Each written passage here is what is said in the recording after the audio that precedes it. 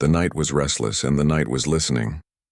Long before dawn crept its pale hand across the rooftops, the city stirred in secret unease. New York, a settlement swollen with trade and pride, wore the mask of civility by day. But in the hours before light, it revealed its bones. Narrow alleys twisted like veins. Wooden houses leaned on each other like drunkards. And beneath the floorboards of barns and kitchens, chains whispered against stone. Whispers say the city never forgot the night when smoke rose higher than prayer.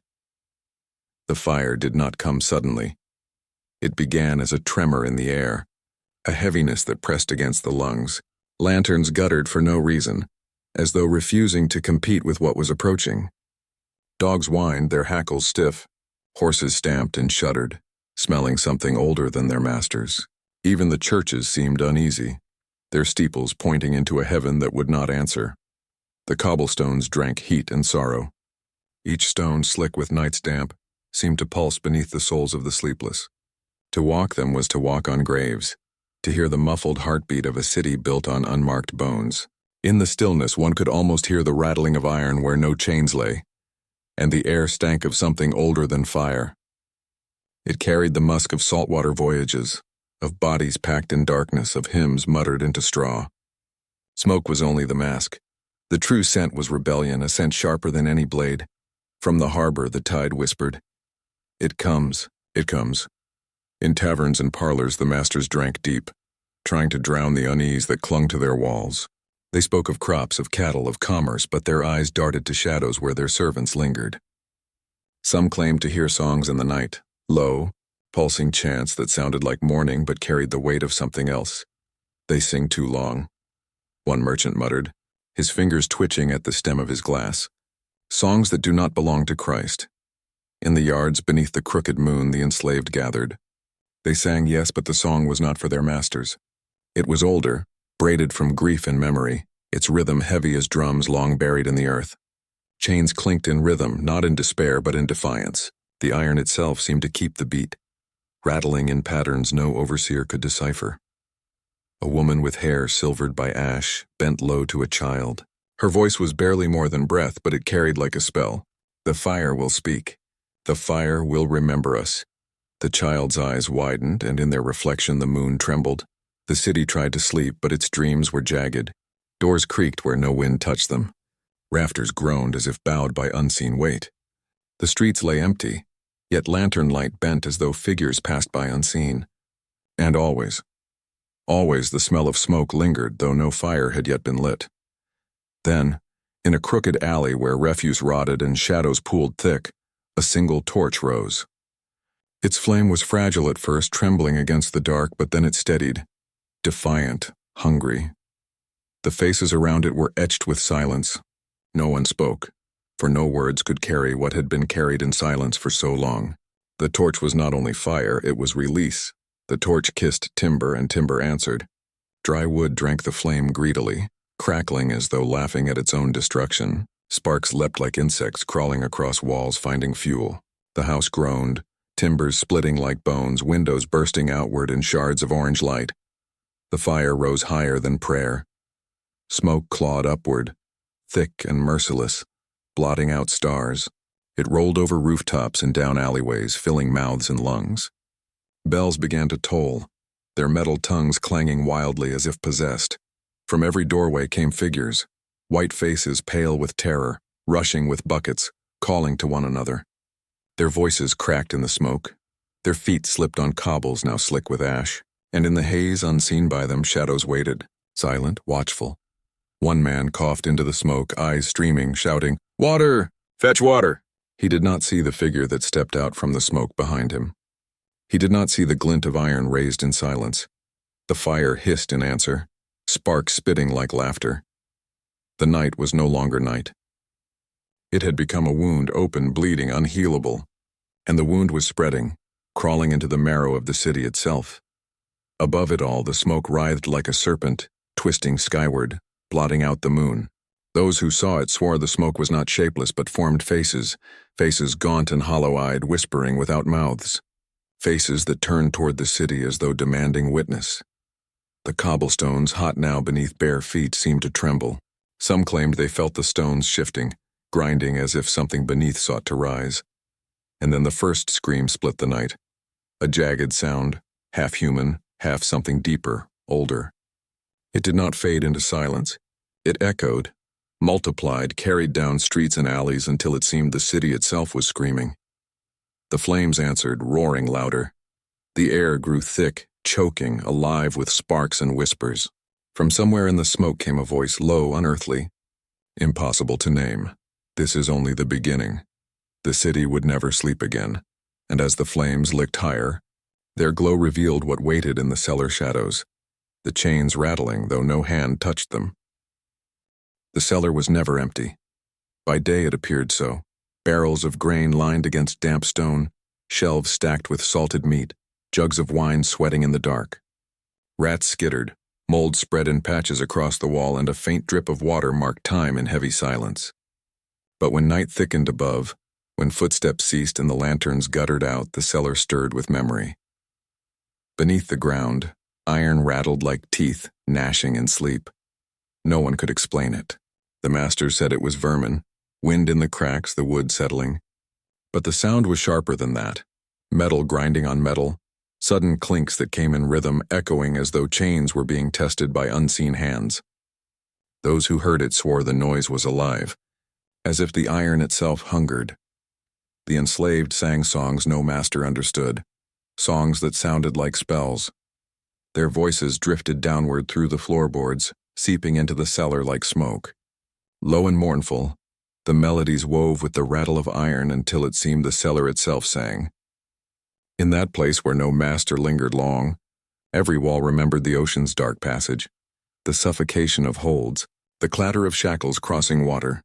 And yet, threaded through grief was something sharper, a pulse, a heartbeat, a spell.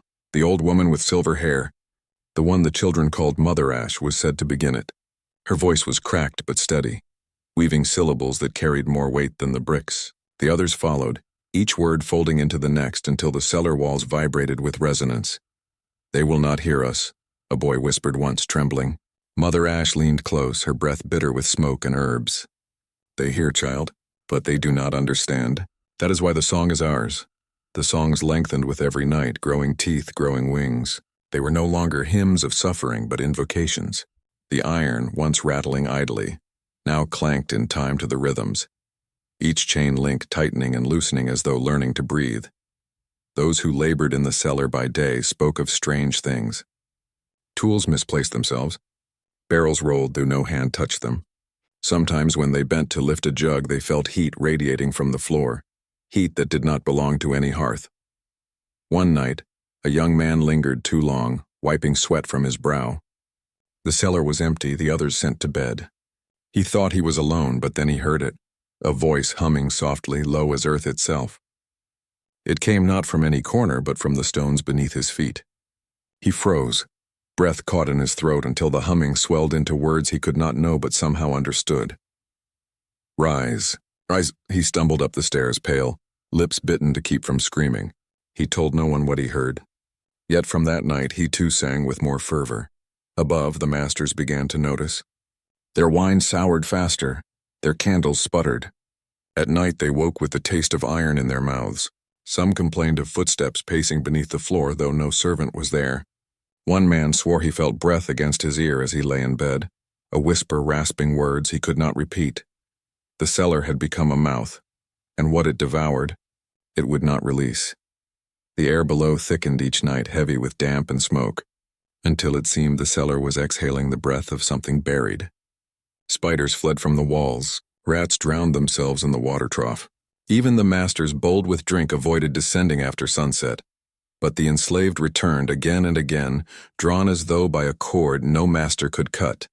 Their songs grew wilder. They stamped their feet, chains clashing in rhythm. They slapped stone, struck iron, turned every shackle into an instrument. The sound was not lament now, it was battle. The cellar swelled with it, and shadows along the walls writhed in time to the beat, stretching tall, bending, twisting into figures that did not match the singers' bodies. "Do you hear it?" whispered one voice in the dark. The chains remember, and indeed they did. On one night when the fire above roared through timber and smoke, the cellar reached its breaking point. The ground shivered as though struck from within. Chains bolted to the wall rattled with such fury that nails tore loose, crashing to the floor in showers of sparks. A barrel split in two, spilling grain like a burst of bone marrow. The songs reached a fever pitch, voices crying out in syllables no master's tongue had shaped. The air shimmered thick as heat on stone, and for one breathless moment the cellar was full of figures not born of flesh. Tall, spectral, wreathed in smoke and embers. Their eyes were pits of flame, their hands bound with phantom irons. They did not speak. They only stared, their silence heavier than the song. And then, one by one, they vanished, leaving the chains still trembling, ringing like struck bells. Above, the fire spread. Masters shouted, soldiers rushed. The city clawed for control, but beneath their boots, in that cellar of iron and stone, something older had awakened. The last note of the song lingered long after the singers fell silent. A vibration carried through floor and street, into the very marrow of the city. It was the sound of chains gnashing like teeth, teeth that had bitten once, and would bite again. And in the smoke above, knives were already waiting in the alley, their edges glinting like the next verse of the song. The night had been waiting for its offering. For hours, the city seemed to hold its breath, fog clinging to rooftops, alleys slick with silence, windows shuttered as if even the glass dared not watch. Above the harbor, the moon swam pale and swollen, veiled by smoke that was not yet born. Beneath that ghostly light, a circle gathered. One torch lifted, trembling, was enough to summon the night. The flame was small at first, weak as a candle in a cathedral's draught. But the hands that held it shook not with weakness, but with the weight of countless graves. The fire licked upward, greedy, whispering against the pitch-soaked rag until it grew fierce, steady, defiant. It did not merely illuminate, it revealed. Faces emerged from the dark, gaunt and watchful, their eyes shining like obsidian wet with tears. From its flame, shadows came alive, moving with rage disguised as ritual. They bent and stretched against the walls, monstrous in their proportions, heads too long, limbs too crooked, jaws too wide. The flame painted the enslaved into something greater than human, something older. The shadows danced in rhythm with the secret songs that had been hummed in cellars and whispered across fields. This was not chaos. It was ceremony. One man knelt, pressing his forehead to the cobblestones, murmuring words that sounded like prayer but thrummed like thunder. Another raised a rusted blade to the fire, letting sparks kiss the steel. A woman sang low, her voice winding through the crowd, carrying syllables that no overseer had ever been able to scour from memory. Tonight the fire walks with us. The torch passed from hand to hand, each grasp sealing a vow unspoken. When it reached the youngest among them, a boy no older than 12, he hesitated wide-eyed. The old woman, Mother Ash, placed her hand over his, steadying the flame. "Do not fear the fire," she whispered. "Fear only the silence if we do not burn." The boy's grip tightened, and in his reflection the flame seemed to leap higher, as though it too longed to devour. Around them, the city slept, unaware.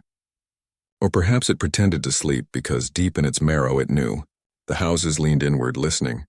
The steeples pointed, accusatory, into a heaven that remained mute. Even the river seemed restless, its tide slapping against the docks in uneasy rhythm. The torch kissed timber. The first building groaned, its dry wood splitting open like a ribcage. Flames licked greedily across the beams, crawling up walls, swallowing windows until the structure roared like a beast unchained. Sparks erupted skyward, 1,000 fiery insects fleeing into the dark. The fire did not burn alone. It sang. Every crackle was a drumbeat, every ember a chorus. The shadows lengthened, swelling larger, no longer confined to the walls. They leapt into the smoke, forming shapes that twisted and writhed, too swift to name. Some swore the fire spelled words as it climbed, letters searing into the night sky, curses written in smoke. The enslaved stood in silence as the blaze consumed, their faces lit red, their eyes unreadable. To them the fire was not destruction, it was testimony. It spoke louder than any tongue could. From the distance came the clamor of alarm. Shouts, frantic and broken, echoed through the streets as white men rushed from their beds, clutching buckets, muskets, prayer books. They stumbled into the growing smoke, coughing, calling to one another, voices high with fear, and the shadows waited for them. From the haze, blades glimmered like teeth. The air grew hot, suffocating, thick with smoke and sweat and something metallic, anticipation sharp as blood. Figures emerged, not fleeing the fire but stepping from it, faces streaked with ash, eyes burning brighter than the torches they held. One soldier gasped, staggering back. "God preserve us!" But the fire drowned him out. In the chaos, a child laughed, a sound high and wild, the laugh of someone who had never before been allowed to laugh freely. It cut through the smoke, unsettling, almost inhuman. The city's bells tolled, clanging out of rhythm, their bronze throats choked with smoke. Instead of warning, they sounded like dirges, tolling for souls already lost. In the rising inferno, the enslaved moved not as men and women, but as ritual incarnate. Every step was deliberate, every blow an offering, every scream a hymn. Rage wore the mask of ceremony and vengeance wore the robe of destiny. The torch that had begun it all fell to the ground, sputtering, then catching on a spill of straw. Fire leapt again, hungrier, climbing higher. The boy who had held it once now stood still, staring into the blaze as if seeing something others could not. His lips moved silently, repeating words only the flames could hear. And above him, in the roiling smoke, something vast seemed to move. It was not a trick of firelight. Faces swirled within the black clouds, faces hollow-eyed, mouths stretched in silence. They looked down upon the city as though summoned, their gaze fixed not on the masters but on the fire-bearers themselves. The enslaved did not recoil. They lifted their heads, eyes wide, lips trembling into smiles that held no joy. They recognized the watchers in the smoke, ancestors, witnesses, judges. One by one, they began to chant, voices thick with ash. "It begins. It begins. It begins." The words rose with the fire, twining with the tolling bells until it seemed the city itself was chanting. Every brick, every stone, every rattling chain. The torch was no longer flame. It was covenant, and as the blaze roared, its glow revealed knives waiting in the alley, steel catching light, eager for the blood that would make the fire complete. The house did not burn quietly. It screamed. Its frame convulsed as flame devoured it, beams splitting open with the sound of bones snapping. Shingles curled upward, blackening as sparks spat into the night like curses cast into heaven. The building hissed as its timbers cracked, like a living thing cursing its fate, every groan a plea, every crash a verdict. Those who rushed to douse the fire did not see the hunters waiting in smoke. The masters came with buckets and barrels, stumbling in half-dress, their voices frantic, clashing like brittle glass. They shouted for order, for water, for God, but their words broke apart in the roar of the blaze. Men bared their teeth against the smoke, coughing, gagging, swearing as they formed lines from well to flame. And all the while, shadows shifted within the smoke. They waited behind collapsed beams, crouched low against alley walls, knives clutched like holy relics. Their breath was steady, measured, lost in the hiss of fire. Ash clung to their skin, smearing them in the color of the dead. Their silence was unbearable. It was not the silence of fear, but of ritual, a silence more dangerous than any battle cry. The fire cast strange shapes upon the walls. For every man that lifted a bucket, there seemed to be another figure moving just behind him. Impossibly tall, stretched thin, arms too long, eyes glowing with ember light. No one dared look too closely. They blamed the smoke, the flame, the night. They did not know they were already surrounded. One merchant, red-faced and sweating, cried, "Faster! Faster, or the whole street is lost." He stumbled forward, splashing his pail across the ground instead of the flame. He cursed, wiped soot from his brow, and froze. In the smoke before him, a pair of eyes gleamed. Not animal eyes. Not human either. The merchant tried to speak, but the smoke moved first. A shadow lunged, steel glinting once, and then he was gone, his scream swallowed by the roar of fire. The line of men faltered, confusion spreading like contagion. "Where is he?" one demanded. "Where's Carter?" another cried. But their voices cracked, muffled, broken. They could not hear one another. They could hear only the fire. The hunters moved with the smoke. They did not strike wildly. They struck with precision. Each blow a verse in the song begun in cellars, a cut to the throat, a knife between ribs, a bucket knocked away so flame spread faster, hungrier. Death walked with purpose, invisible to those who thought only of saving timber and roof. And yet the fire itself seemed to turn traitor. Water hissed useless against it, vanishing in plumes of steam. Every bucket thrown looked swallowed before it touched flame. The building did not weaken. It raged, growing taller, louder, more alive. Those who fought it swore they heard laughter in the roar, voices whispering from the smoke. Too late. Too late. One soldier staggered back, eyes wide, dropping his musket. "The house," he rasped. "The house is singing." No one answered. They were too busy coughing, clawing at their lungs, their vision blotted by the thick black curtain rolling down the street. From behind that curtain, the enslaved stepped forward. Their faces were painted by flame, their shadows larger than their bodies, stretching across the walls like revenants. Some carried blades, others torches. Others nothing but their bare hands clenched tight as if they could strangle the city itself. They moved without a word, without a cry. Only the fire spoke for them. A woman seized a torch from the collapsing frame, her eyes reflecting the inferno. She raised it high and her lips parted just enough to whisper, "It begins again." Her voice was nearly lost in the roar, but those who heard her felt their marrow ice over.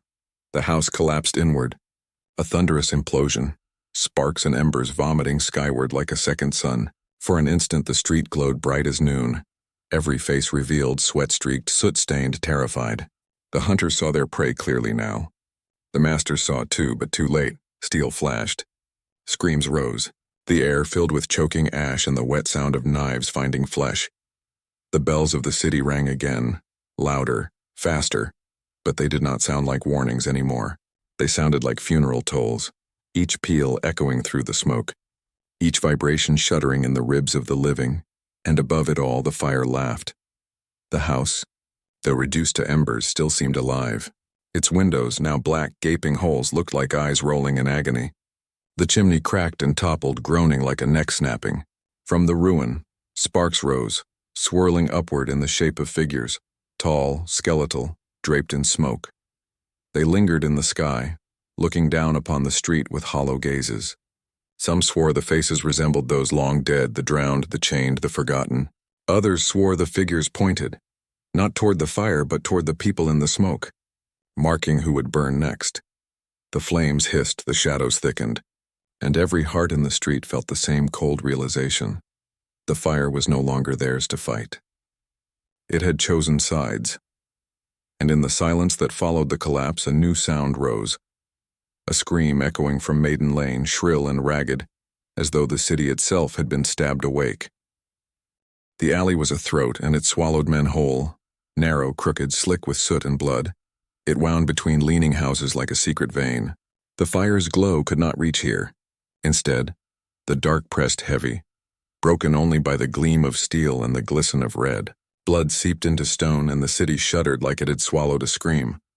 Some swore the moon itself turned away, unwilling to witness what was done. The lanterns that hung at corners sputtered, as though choked, and their weak flames guttered out. Only the knives carried light, their edges catching embers carried on the wind. Each blade flickered like a star dragged down into filth, too close to earth, too eager to cut. The first man to fall did not even cry out.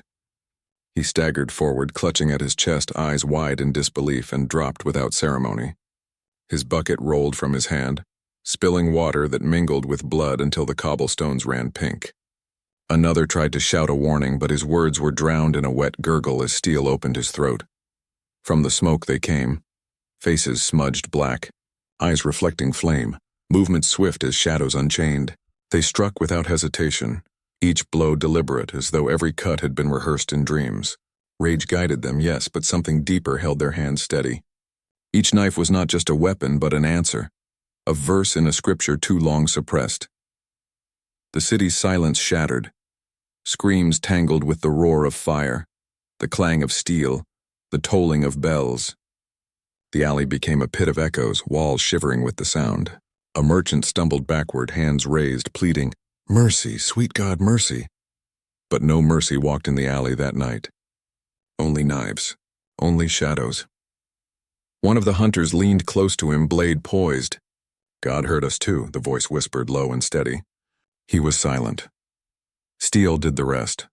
Blood splattered against brick, warm and dark, painting the walls like scripture scrawled in haste. The stones drank deeply, as though they had thirsted all these years and now at last were quenched. Rats scurried from the gutters drawn to the feast, their teeth glinting as sharp as the blades above them. Those who fled found no safety. The alley twisted, turned, closed in. Every exit seemed narrow, blocked by smoke or shadow. Some swore the streets themselves shifted, guiding them back into the hunters' hands. The city, ancient and complicit, was not on their side. Above, the moon remained hidden, a pale face veiled by smoke. The stars had vanished altogether. Heaven had abandoned the street, and still the knives moved. They flashed in rhythm, glinting with each strike, a dance choreographed by centuries of pain. Every thrust was a tolling bell, every slash a drumbeat. The alley became a sanctuary, not for prayer but for retribution. A boy crouched beside the wall, his small hands gripping a stone slick with blood. He watched, eyes wide, lips trembling as the hunters struck again and again. One of them knelt, meeting his gaze in the flicker of firelight. She did not smile. She only placed a knife into his hand. "Hold it," she whispered. "Even if you never use it, hold it. Let the city feel your grip." The boy obeyed. And in that moment, the knife gleamed brighter than the fire itself. By the time silence fell, the alley was drowned in red. Bodies slumped against walls, sprawled across cobbles, eyes glassy, mouths frozen in terror. Buckets lay overturned, water and blood pooling together, impossible to tell apart. The air reeked of smoke, iron, and something older. Vengeance made flesh. Yet the hunters did not linger. They moved back into the smoke, leaving only the dead and the echo of their footsteps. The alley, once only a passage between houses, was now a grave, a scripture written in blood. And though the fire roared louder in the distance, here in the alley there was a deeper sound, a low, guttural hum rising from the stones themselves. Some swore it was the city groaning, unsettled by what it had witnessed. Others whispered it was the chains below, singing in answer to the knives above. The boy still clutched the blade, his small hand slick with blood not his own. He lifted his eyes to the sky, but there was no moon, no stars, only the endless veil of smoke. And in that smoke, faces stared back, hollow-eyed, jawless, twisted in pain or hunger. They hovered above the alley, watching. Their mouths did not move, yet their silence pressed like a weight on every living chest. One by one, the watchers raised their hands, bound at the wrist with phantom iron, and pointed toward the next street, toward Maiden Lane. And as the bells tolled again, a chorus of screams rose from that direction, carrying through the firelight, carrying like prophecy. The night cracked open, and what spilled out was not silence but screaming. The screams were not alike. Some rose like hymns, trembling and desperate, calling for a god who had already hidden his face. Others tore from throats like the howls of animals caught in a trap, raw and wordless. Together they wove into a choir, fractured, discordant, impossible to escape. The air on Maiden Lane was thick. Smoke mingled with ash mingled with blood, and blood mingled with prayer. The cobblestones were slick beneath running feet, stained with the proof of bodies dragged and dropped. Horses reared, nostrils flaring, eyes rolling white in terror. Their riders cursed, whipped, and fled, but the street offered no path out. It was as though Maiden Lane itself had locked its gates. Every corner hid a figure, some collapsed, some lunging, some trembling with knives still slick in their fists.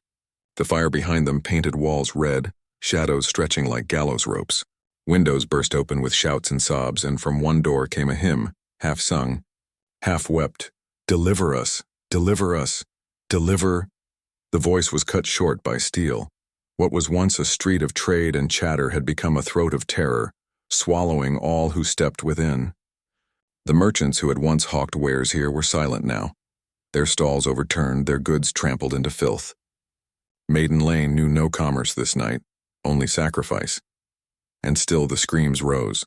They rose like incense curling into the sky, but the heavens gave no sign. Smoke devoured the stars. Bells tolled in panic, each clang more frenzied than the last. But they did not drown the voices below.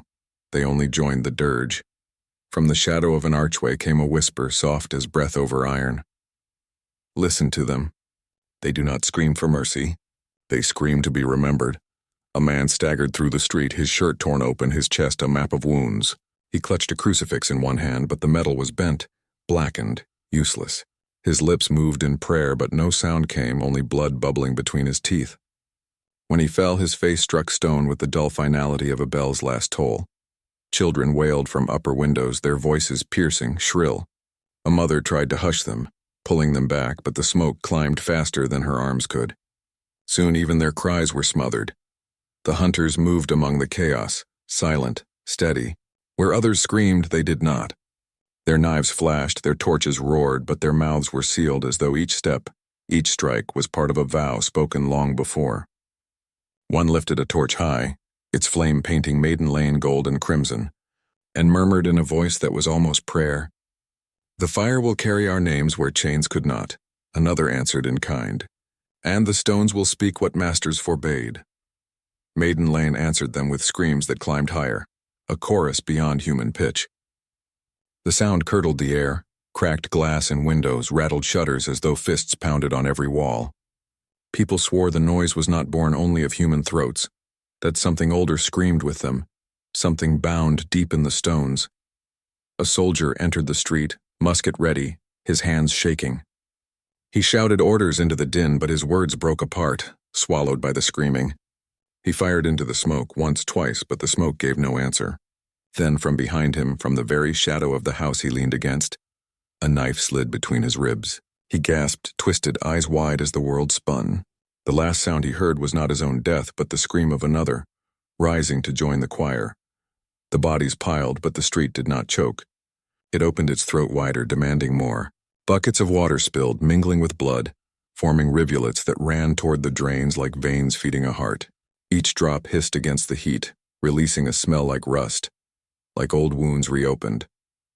Some swore they saw shapes in the smoke. Faces, chains, eyes like coals, lips mouthing words too ancient to understand. The screams seemed to carry their voices layered and layered, until the city itself howled. One child, crouched beneath a wagon, pressed his hands against his ears, but the sound still seeped into him, through his skin, through his bones. He whispered to himself, a litany, a lullaby his mother once sang. Sleep. Little one, sleep. But even as he whispered, his mouth curved upward against his will, stretched into a smile too wide, too grim. For the screams were no longer outside him. They were inside, blooming like fire in his lungs. And the fire was spreading. At the far end of Maiden Lane, where the street curved into darkness, figures gathered. Not hunters, not soldiers, not merchants. They stood too still, their outlines blurred by smoke, their hands hanging heavy at their sides. The screams did not touch them. They listened, silent, their faces hidden. One lifted its hand, slow, deliberate, pointing not at the street but at the sky. The clouds above churned. The smoke thickened. And from the blackness overhead came a sound deeper than bells, deeper than screams.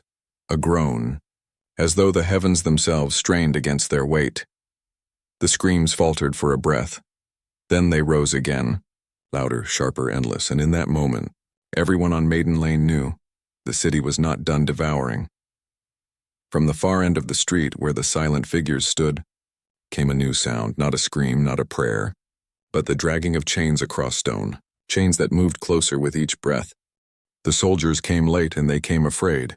They marched with muskets clutched tight, boots thundering against cobblestones slick with ash and blood. Their coats were stiff with soot, their eyes rimmed red from the smoke that rolled through the streets like a living tide. They came in ranks, but their lines wavered, bent by the weight of dread. For every step they took, another shadow slipped away into the city's cracks, unseen, uncounted, unforgotten. The air itself seemed to resist them. Their torches flickered low, their flames gnawed by a wind that rose only when they drew near. The bells still tolled from distant steeples, frantic, uneven, as though rung by hands not entirely human. Above, the heavens lay smothered, no stars, no moon, only a lid of black smoke pressing down, sealing the city into its curse. "Steady, men," barked the captain, though his voice broke on the word steady. He swallowed hard, knuckles whitening on his sword's hilt. The men obeyed because obedience was all they had left, but their faces were pale, drawn, hollowed. Their eyes darted into alleys where nothing moved, yet every shadow seemed to lean closer. From the broken mouth of Maiden Lane drifted a sound, low at first, then sharp. A scream, or perhaps the echo of one carried on the smoke. Then another. Then silence heavier than death. The men shifted uneasily, muskets raised, the iron clicking like teeth. "Forward," the captain ordered. His voice rang false like a cracked bell. They entered the street and Maiden Lane swallowed them. The bodies were still warm. Merchants lay sprawled across the stones, their faces upturned, mouths frozen in prayer or horror. Their throats shone wet in the torchlight. The smell was thick, metallic, mingled with charred wood and burned cloth. Buckets overturned, their spilled water now tinged pink, creeping in rivulets toward the drains. One soldier gagged, muttering, "Christ preserve us." Another hissed back, "Hush, don't call his name here." For it was clear to them all God had already turned his face. They moved further in, muskets raised, bayonets gleaming. Yet with each step the street grew narrower, the walls pressing inward, the smoke thickening. The silence broke not with battle cries but with whispers. From the upper windows behind shutters cracked open an inch, voices breathed like drafts. "We see you. We hear you." The stones remember. The soldiers whirled, searching, but the shutters slammed shut. The whispers clung to them, coiling in their ears, tightening around their throats. Then came the first strike. A blade, quick as lightning, slashed from a doorway's shadow. One soldier dropped, clutching his belly, his scream bubbling blood. His musket clattered to the stones, sparking as it struck. The other spun, firing blindly into smoke and dark. The musket fire deafening, blinding. The shots tore splinters from walls, shattered glass but struck no flesh. From the alleys they came. Faces smeared black, eyes burning with the reflection of fire. They moved swift, silent, knives flashing. Steel met flesh, and the soldiers, so sure they were hunters, found themselves prey. The captain shouted, voice ragged, "Hold formation!" But the formation was gone. The alley devoured lines and ranks alike. Men staggered into each other, muskets empty, bayonets useless in the crush of smoke and fear. One soldier dropped his weapon and ran, boots hammering the stones. He vanished into the fog, his screams rising, then cut short. The echoes lingered long after his body did not. Another fell backward against a wall, eyes wide as hands reached from the shadows, pulling him into darkness. His musket fired as he vanished, the flash lighting his terrified face for one brief damning instant. The whispers grew louder. They were no longer from windows. They seeped from the stones, from the drains, from the very ground. A chorus of the dead intoning, "You hunted us. Now you will learn the hunted's prayer." The captain fought like a man possessed, his sword hacking against the dark. Blood spattered his coat, though whether it was his men's or his foes he could not tell. Around him the soldiers dwindled. One by one, cut down, dragged screaming, their muskets falling silent. He staggered into the center of the street, torchlight flickering against his face. Alone now, breathing ragged, eyes wide with the truth he could no longer deny. They were not fighting men. They were fighting the city itself. The shadows pressed closer. Shapes moved in smoke, too many to count, knives glinting like a constellation fallen to earth. The whispers swelled until they became a roar, a tide of voices, chains rattling, prayers breaking. The captain dropped his sword. It clanged once, sharp as judgment. He lifted his torch, shaking, and screamed into the night, "Show yourselves!" And they did. From the walls, the windows, the very smoke, faces emerged, hundreds, thousands. Some alive, some long dead, their eyes hollow, their mouths open. They stared silent until the silence broke with the dragging of chains heavy and slow, as though the earth itself rose to bind him. The captain stumbled back, torch wavering, breath ragged. And in that moment, as the chains drew nearer, he understood. The hunters had been devoured. The city itself was hunting now. And from the end of the street, where the shadows thickened deepest, a glow rose, not torchlight, not moonlight, but the burning red of a pyre being built. It beckoned, it promised judgment. It promised fire. The square reeked of smoke, sweat, and fear, an altar dressed in timber and rope. The gallows rose like a crooked tree, its beams black against the sky, its ropes dangling like fruit too ripe to hold. Beneath it the crowd swelled, a mass of pale faces pressed close, eager and trembling. The firewood was stacked high, resinous and dry, ready to crackle at the first spark. The air quivered with the promise of spectacle, as though the city itself had gathered to feast. The gallows grew crowded. One by one the condemned were dragged forward, wrists bound in iron, ankles scraping the stones. Their bodies bore the marks of capture, lashes, bruises, wounds not yet closed. Yet their faces did not bow.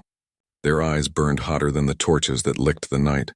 The magistrates sat above them, perched on a wooden dais, their wigs powdered white, their mouths set in lines of false righteousness. They did not look at the condemned as men or women, but as offerings, as fuel. Justice, they called it, though their voices shook like kindling in wind. A soldier read out names, each syllable heavy as a nail. For every name, the crowd roared approval, demanding rope, demanding fire. Mothers clutched children close, yet even the smallest eyes gleamed with hunger for flame. But the condemned did not beg. When the noose was placed around the first neck, the prisoner lifted his head and sang. His voice was low, rough but steady, an old song, older than the city, older than the ships that carried him here. The crowd shifted uneasily. Some spat, some jeered, but the song would not falter. It wound through the square like smoke, curling, clinging. The second joined, her voice higher, keening, weaving with his until the air vibrated. The third followed, then the fourth, until the gallows shook with song. Chains may bind the flesh, but they cannot bind the tongue, one whispered, lips cracked but still moving. The ropes tightened, bodies dropped. The beams creaked with the weight. But the song did not die. It deepened, as though voices rose not only from the living but from the very ground beneath the square. The magistrates shifted in their seats. The captain barked for silence, but the silence would not come. Every tongue was ash, yet the ash itself seemed to sing, and then the fire was lit. The pyre flared, wood snapping, sparks rising in a column that clawed at the heavens. Flames licked upward, devouring cloth, skin, breath. The crowd roared approval, yet many stepped back, shielding their faces from the heat. The condemned did not wail. They sang still, though their voices cracked, though their throats burned. The song grew ragged, torn, until it became something less than human and more than prayer. It was not melody now. It was curse. Smoke thickened, black and acrid, rolling over the square. Faces disappeared within it. The magistrates coughed, waving kerchiefs before their mouths. Children wailed. Soldiers stamped their boots uneasy. Yet the fire did not waver. It grew higher, hotter, its tongues rising beyond the pyre, licking at the gallows, climbing toward the very roofs of houses, and within the fire shapes moved. At first, the crowd thought them tricks of heat, wavering shadows, distortions in flame. But they grew clearer, faces, hands, chains, bodies writhing in the pyre's heart. The condemned did not vanish into smoke. They multiplied within it. The song roared from the fire now, no longer human voices, but the chorus of the blaze itself. Every crack of timber was a note, every hiss of sap a hymn. The ropes above, meant to silence, swayed in rhythm, creaking like instruments in the choir.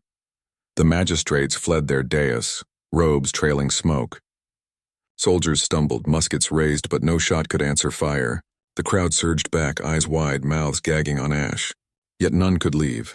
The square's alleys seemed narrower now, blocked by smoke thick as walls. Only the fire had space. Only the fire grew. And in the center of the inferno, where the condemned burned brightest, stood a figure.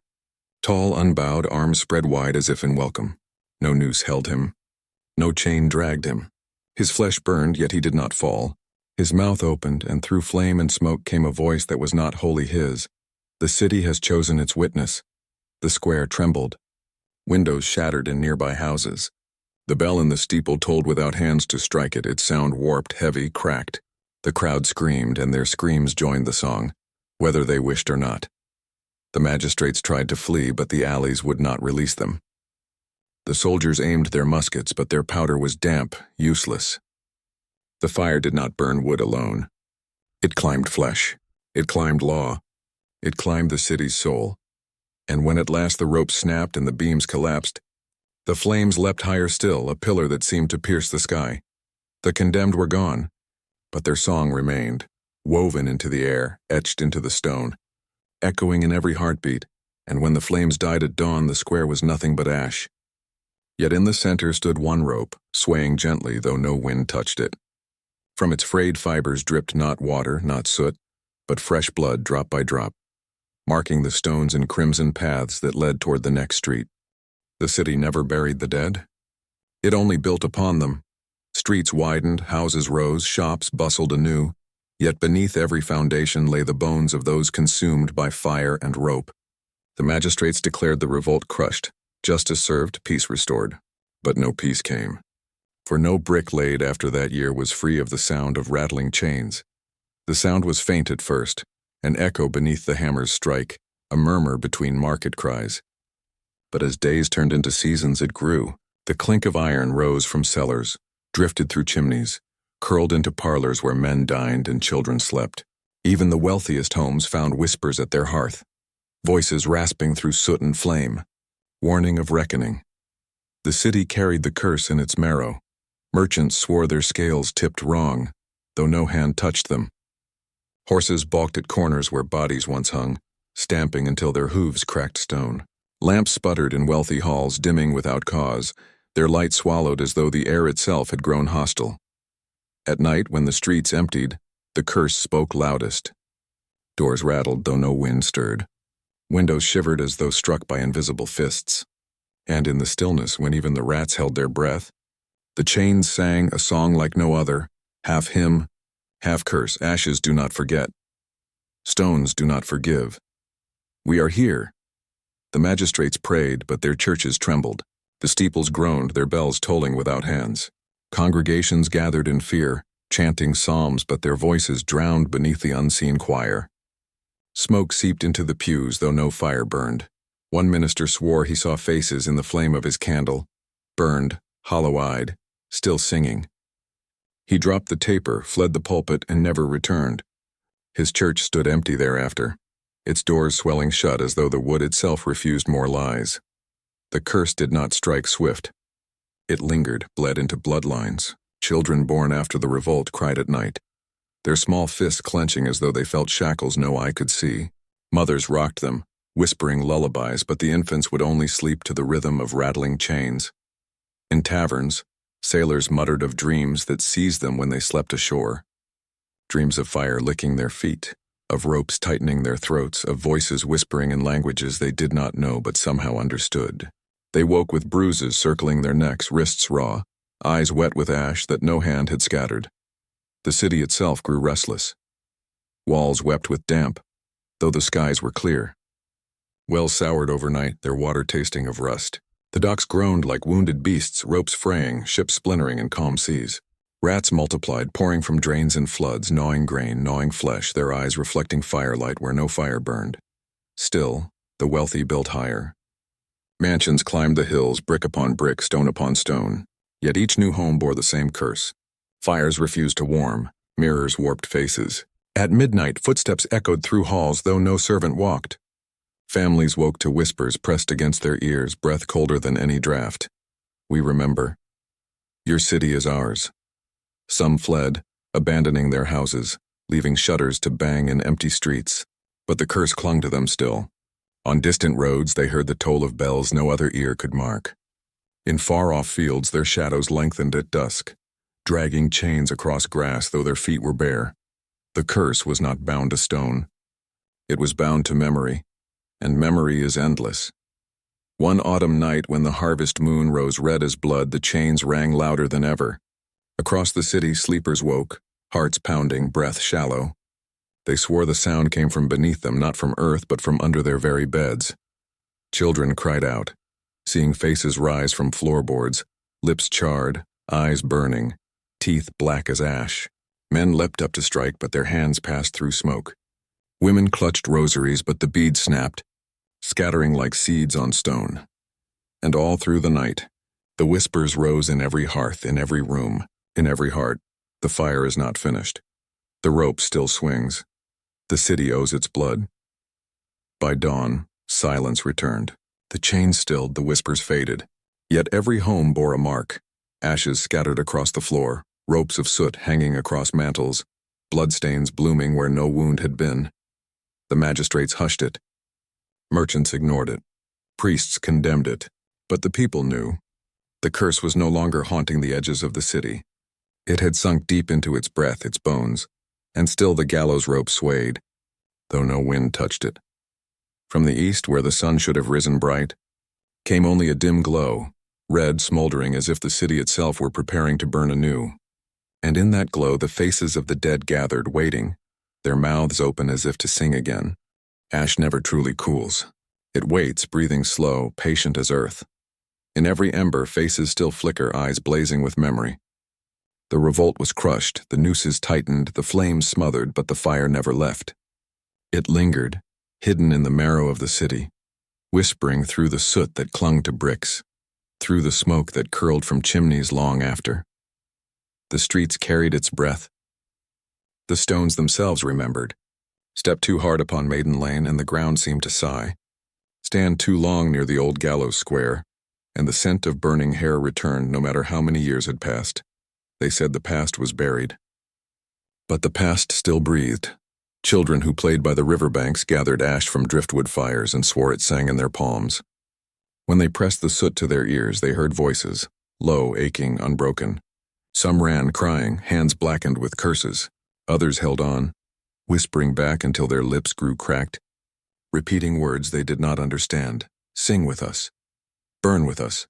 Rise with us. Merchants on Pearl Street spoke of sparks leaping from their hearths, chasing them across rooms like hunting dogs. Women washing linen in the alleys claimed they saw faces in the steam, mouths opening and closing, chanting names long erased. And sailors on ships tied at docks swore they woke to their sails aflame. Not with ordinary fire, but with flame that shaped itself into forms. Men shackled, women bound, children screaming yet unconsumed. The city had grown. New churches crowned its skyline. Mansions loomed high, red brick and white stone, proud as if to smother memory beneath grandeur. But beneath every polished floor, every marble step, the ash shifted. One magistrate, grown old, confessed in whispers before his death. He claimed he could no longer drink from his own hearth's fire, for every cup of warm broth tasted of blood. He said the flames stared back at him, eyes opening in the wood, mouths breathing smoke into his lungs. He begged forgiveness, but received none. His last words, it was said, were not to his family, but to the ash. I hear you still. I always have. His house burned the night after his burial. No spark, no candle, no careless hand. It simply roared to life as though the air had chosen to ignite. Neighbors swore they saw shadows dancing within the blaze, not fleeing but rejoicing. When the timbers fell, not a body was found, only ash. The ash spread. No matter how often it was swept from doorsteps, it returned by morning, gray-black against pale stone, soft as breath. Some swept harder, muttering prayers, but the more they resisted, the thicker it grew. It drifted into soup pots, into bedsheets, into the ink of ledgers, staining numbers until debts vanished into smears. It clung to hair, to lashes, until faces looked older, marked with grief not their own. Priests declared it a plague of the devil. They led processions, swinging incense, casting holy water. But the incense choked them, turning acrid, stinging their eyes until they wept. The water hissed not against fire, but against something deeper, older. Within days, the priests themselves coughed ash, each breath a gray cloud, as though their lungs had caught the revolt they condemned. The ash became voice. At first, only whispers in the night, words leaking from chimneys, curling through shutters. Then louder. Whole hymns rose from the gutters, sung in tongues half remembered, half forgotten. Those who listened too long swore they felt their blood warm, their hands tighten, their hearts pound in rhythm with drums that had not beaten in decades. The fire is not finished. The rope still sways. We will be heard. And in time it was not just sound. Faces grew clearer in the glow of every candle, in the crackle of every hearth. Not one face but many layered, mouths wide, eyes burning, teeth black with flame. Some wept, some laughed, some screamed until the wax melted and the wood turned to cinder. The wealthy fled once more, leaving houses empty, but the ash did not stay behind. It followed, clinging to their garments, their luggage, their very breath. In distant towns, neighbors remarked how strange their chimneys smoked, how often their floors darkened gray though no coal was near. The curse had grown legs. It walked with them. And still New York simmered. The city did not collapse. It thrived on trade, on labor, on blood. But beneath its shine, the embers glowed, unseen by those who chose not to look. Generations passed, but every child born still cried at night to the sound of chains rattling beneath floorboards. Every fire still whispered. Every ash still spoke, because the dead had not finished speaking. And one night, long after the last gallows rotted and the last pyre cooled, the city gathered in silence as the wind rose. The air turned thick, heavy, shimmering with sparks. Fires leapt unbidden in every hearth, every lamp, every street torch. The flames leaned, not upward but outward, toward the crowding streets, toward the trembling citizens, and in unison, with voices layered and countless, the ashes spoke aloud for all to hear. You built upon our bones. You silenced our tongues. But ash does not forget. The fires bent closer, their faces clearer now. Men, women, children, all aflame yet unburned. Their mouths opened wide, wider than mouths should, spilling embers like teeth. And as the crowd screamed, as the city fell to its knees, the fires laughed. From the ashes, shapes began to rise, tall, dark, burning without end, their chains rattling like choirs. They stepped from hearths, from torches, from every glowing ember, and the city knew at last. The dead had not finished their revolt. They had only begun anew,